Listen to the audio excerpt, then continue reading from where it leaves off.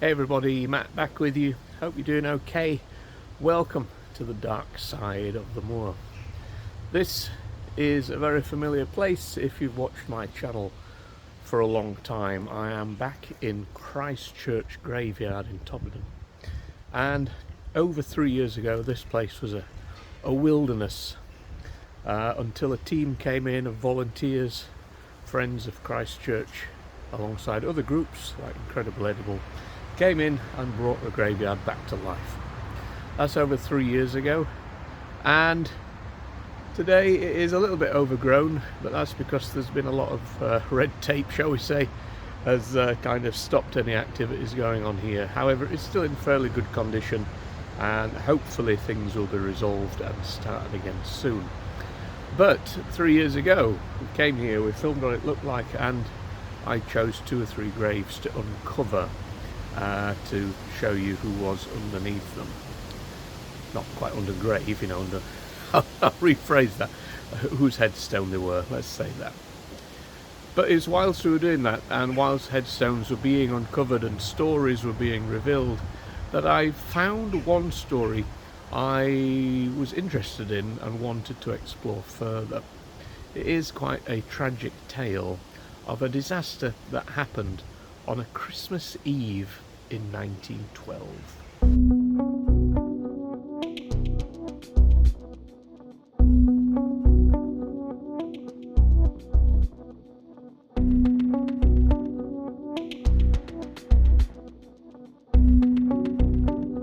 Okay, so this is the Rohrer headstone, and as you can see, the top name is Margarita Louise, daughter of Leopold and Sarah, died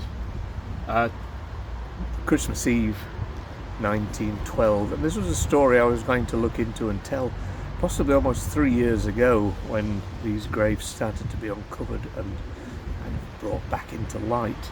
And I was going to use it as my Christmas story, but when I really delved deep into it, it was so full of tragedy I couldn't even bring myself to film it. It seems the Rohrers had a really almost tragic life, really, although they were well known in the town and popular. Yeah, it's easier, I think, to tell you the story away from here, but I will move from here and say rest in peace to all those inside here as we bring you their story.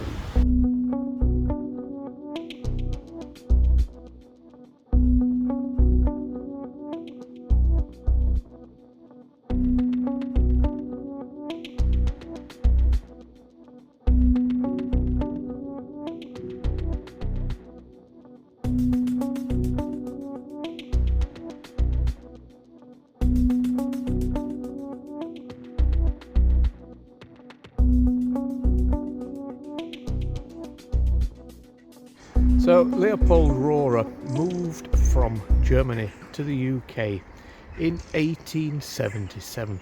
He was around 17 years old. He originally moved to Preston before moving here to Todmorden.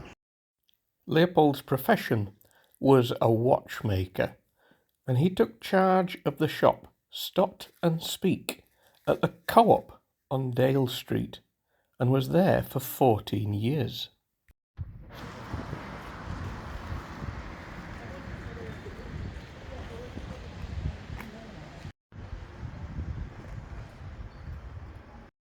Okay, so this is Wellington Road, and the Rohrers had their business and their living accommodation here. So they lived at number 14, which is in this image, but as it's private, I'm not going to point out exactly which one. When they moved here, Leopold and his wife Sarah already had one child, Sydney. Following, there was Leopold, born in 1888, Margareta, born in 1890, and George, born in 1898. In 1892, another son, Herman, born and died on Boxing Day. Little did they realise that 20 years later, there would be another Christmas tragedy for the family. 12:30 Christmas Eve, and the family were about to sit down to their meal, and George was playing with a revolver.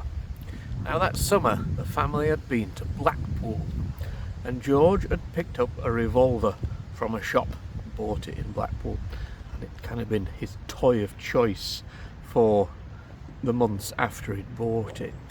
It was a real revolver, and it had real bullets. Now on this Christmas Eve, George and his sister had been playing around, and they'd sat down to their meal, and George pointed the revolver at his sister and pulled the trigger. George would claim that he had taken the cartridges out of the gun, but Margaretta was shot in the back of the head while sat at the table. The bullet lodged in her brain, and she died just 30 minutes later. George was taken into custody. A children's court was convened, and the inquest recorded it as a terrible accident. No charges were brought, as George was in sheer distress at his actions, and the court deemed it an accident. There was some mention of possibly bringing charges against the gun seller in Blackpool. Any further information on that is unknown. 1914, war breaks out, and German nationals suddenly find themselves facing many restrictions, especially around travel. And by 1915, most Germans living in the UK are viewed with hostility. And at 51 years old, Leopold is sent to a camp in Wakefield.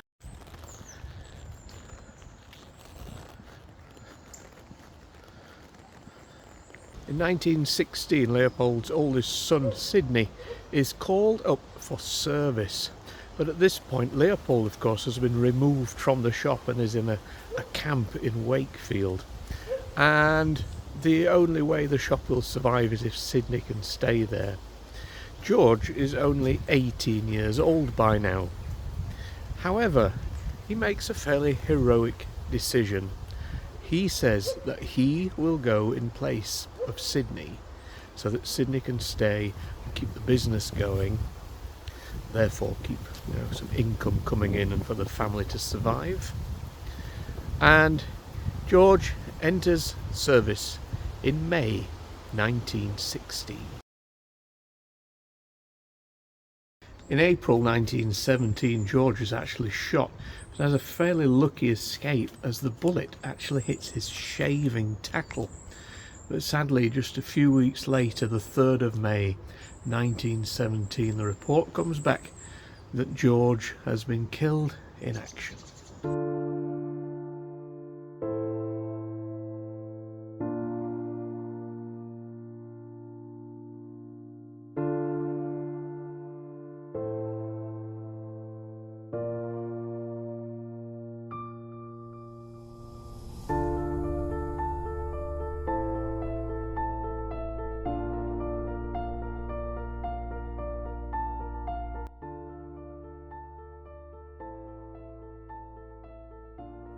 Leopold survived the camp and returned to Todmorden, passed away in 1928. His wife Sarah passed away in 1940. George's brother Sidney passed away in 1963, but before that, Sidney's son had actually set up the business in Todmorden town centre on Halifax Road, and it was renamed Rohrer's Jewellers from 1948 onwards.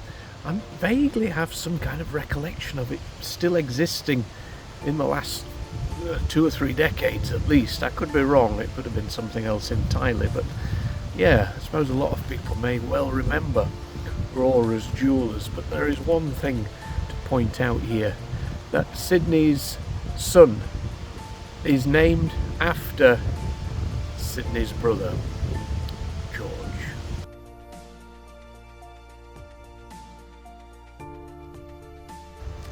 Okay folks, there we go. That is the story of the Rohrer family, and yeah, the rather tragic and definitely still unavoidable disaster that befell them on Christmas Eve in 1912. And I think personally, you know, George just tried to make amends in the end there, didn't he? I think that's why he volunteered to go. Yeah, it's a sad one. You kind of hope somewhere amongst all the story there was some happiness as well, but I imagine Christmas was never celebrated again. Let me know thoughts. It's suddenly got windy, so I hope you can hear me. Apologies if not. But thank you to Friends of Christ Church Todmorden for their research. They allowed me to use their extra research for this story.